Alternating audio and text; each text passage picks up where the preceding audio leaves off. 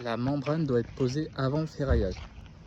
Alors en vrai là je suis d'accord avec toi, dans certains cas en fait c'est pas possible. Quand tu fais du rampant avec la laine de bois, bah vas-y va faire tenir ta laine de bois sans faire le ferraillage. Ou alors tu es en rénovation, tu as juste privé d'isolé et l'électricien il refait pas les legs.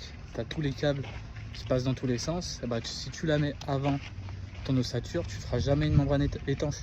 C'est pas possible. Il vaut mieux la faire devant et rendre étanche chaque sortie de câble pour être tranquille.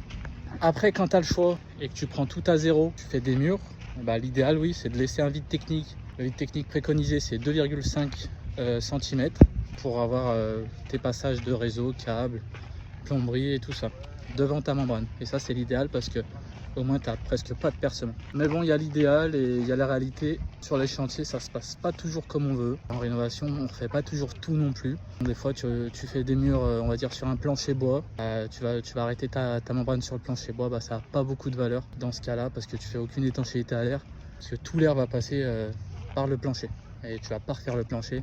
Tu peux conseiller ton client au mieux que tu veux. Il y aura toujours le budget qui va rentrer en ligne de compte. Le client il va te dire bah faites comme ça, tant pis ce sera pas optimal. Allez, salut!